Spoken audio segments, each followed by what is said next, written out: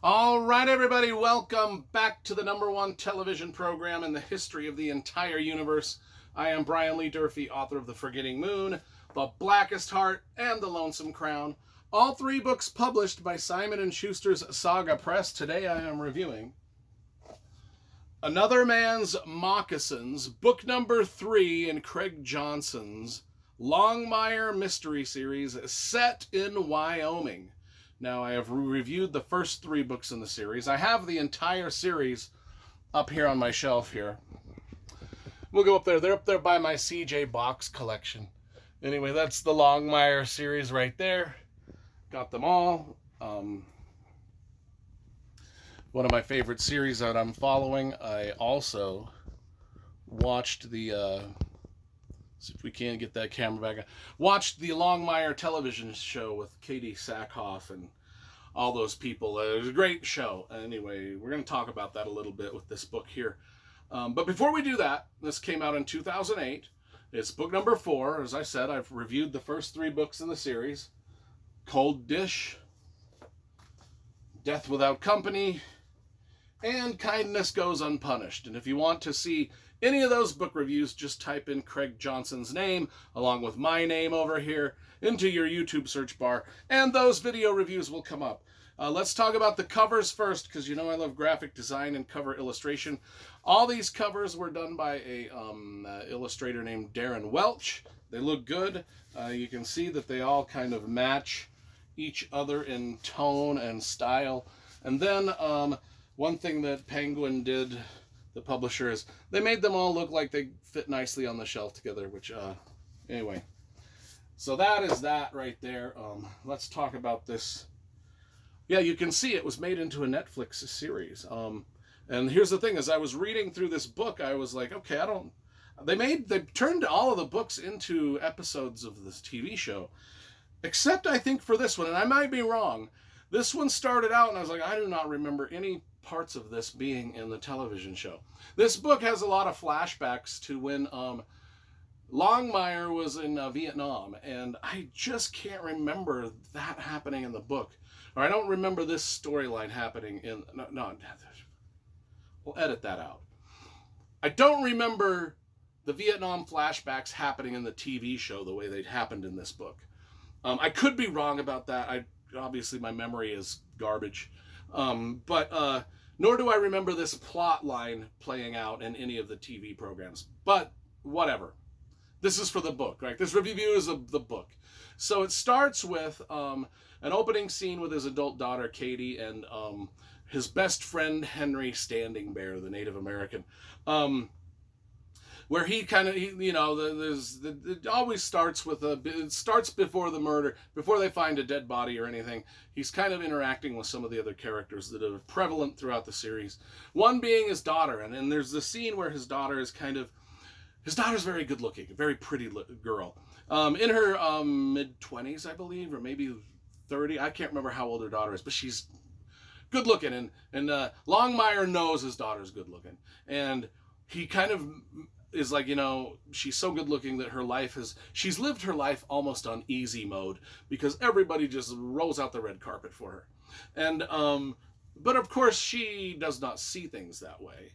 In fact, she actually has quite a few problems in her life. But that's one of the dynamic things that we kind of get between Longmire and his daughter in both the books and the show, is this sort of, there's a lot of tension between the two. And especially because Henry Standing Bear in this book is spending a lot of time with, Longmire's best friend is spending a lot of time with Longmire's daughter.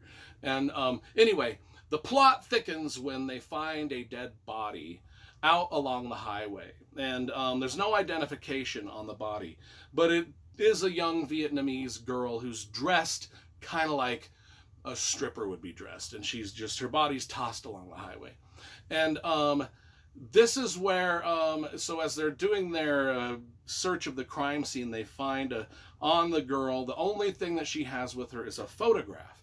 And it's a photograph of a Vietnamese woman in Vietnam posing in the photo next to Longmire himself as a young Vietnam soldier. Now, in Vietnam, Longmire was kind of an investigator. He investigated crimes in the war, and so we get these flashback scenes between this main story that's happening and now I was going to say now times. I guess that works. The main story that's happening now, or in 2008 when it was written, and the flashbacks to the Vietnam War.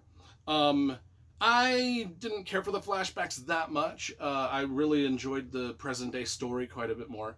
The book basically is about human sex trafficking and all of that. And as I was reading through it, I was like, oh no, because right now is when, like, this is the summer, the Jim Caviezel movie, like, The Sound of Freedom. I can't remember what it's called, but it's about the human sex trafficking trade, and it's got everybody, all the political left versus right is the movie just a bunch of conspiracy theories, and then the other people are like, well, it's about sex trafficking, so how can you hate the movie? And I was thinking, I'm gonna have to do a book review about this very book that is essentially all about the human sex trafficking, which means this video will be demonetized. It sure as will be demonetized, because I'm talking about the hot topic button of the day, and but it's talks about this subject in a very grim way and a shocking way, where statistics are given about this problem and how it's not only in big cities but small places like Wyoming. It ends up just being all over the world, and our guy Longmire has to deal with it. And honestly, I don't remember this plot line ever playing out in the television show. Please, people, remember, if you remember the television show better than me, is this plot in the television show? Anyway, because I don't remember it. Not that that matters. I will tell you, though, that because of the flashbacks to a younger Longmire in Vietnam, it dragged my enjoyment of this book down a little bit. I wasn't quite into that as much as I was into the present day story. So this book, though good, I'm going to give it a 7.5 out of 10, and we will continue reading the Longmire series and reviewing it here on the channel. And there you go.